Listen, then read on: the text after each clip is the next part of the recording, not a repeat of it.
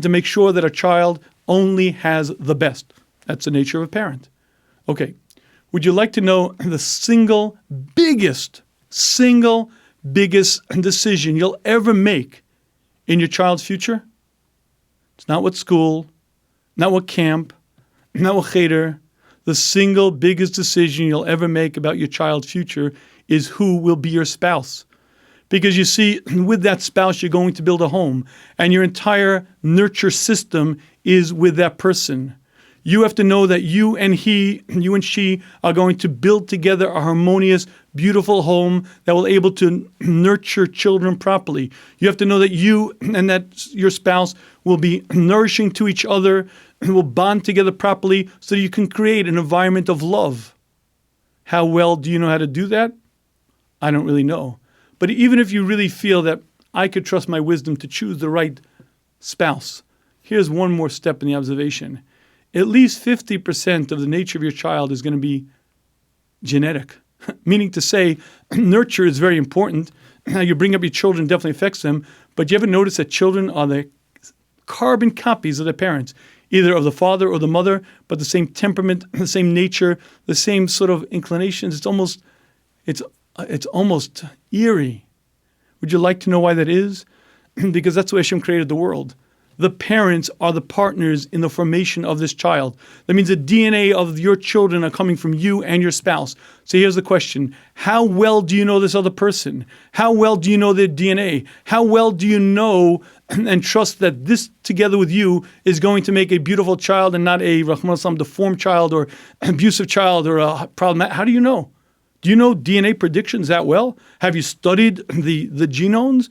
I mean, the human genome isn't quite mapped out yet, and I don't know that you're that learned that you really can predict you and him together. Do you know what I'm saying?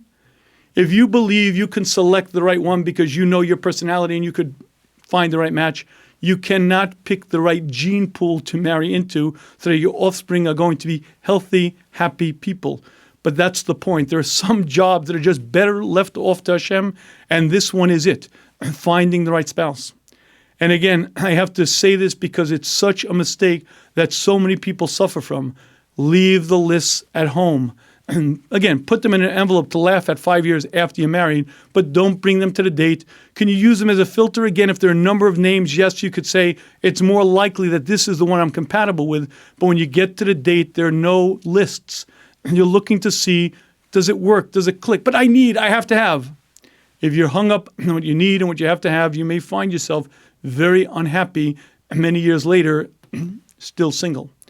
And I want to close with one last thought because I think it really defines these concepts. I was a young man in Blatchir, and my Rebbe, the Rosh Zatzal, Leibowitz, came into Shir. And the Rosh often would speak Hashkafa before beginning Shir. And one day he came in and started laughing. Laughing out loud.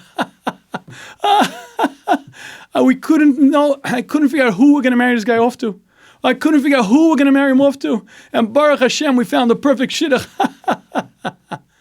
Now, all the guys in Shir were like, very respectfully, very politely, just, Rebbe, what? And the Rosh said, I didn't know. I couldn't figure out who we're going to marry this guy off to. Who would possibly, how could we marry him off? And Baruch Hashem, we found the perfect shidduch. So finally, one of the fellas said, "Children, Rosh could the Rosh be masbir a little bit what the Rosh means?" So the Rosh said, "Oh, I'll tell you what happened. This guy, what a fierce temper! Oh, what a temper! I didn't know who we could marry him off to. We found somebody with a bigger temper. Oh my goodness, they got married. Now he screams, she screams louder. Oh, he's so quiet. He's like a lamb. The perfect shidduch." Now, folks, let's think about that for a minute. If you were the shadchan, what is the worst possible shidduch for a guy with a temper? A woman with a bigger temper, because as you know, that's World War III. Guaranteed. It's going to fail. Unless you happen to be the creator of that person. And you know that, yes, he has a temper, but by nature he's submissive. Give him a stronger woman who gets more angry, and he becomes like a lamb. But you and I don't have that wisdom. And you and I don't know that that will be a perfect couple, and they'll live together in peace and harmony. Love. But he has a flaw. Oh my goodness, I don't want him. She has a flaw. I don't want her. You're right. If you are the creator and you're making your Mrs. Potato Head, you're making what you need, maybe you wouldn't pick that. You wouldn't make that. But guess what? We don't really know. And it's not our job. Our job is to trust Hashem to know better than I where I'll be 20 years from now, to trust Hashem to know better than I what I need. I go about this world in the ways of the world because that's where Hashem wants me to. I use the paper test, I use the Bashar test, and then I have full confidence that this is the one that Hashem led me to. This is the one that Hashem feels is appropriate for me. I trust Hashem to have brought me to my Bashar.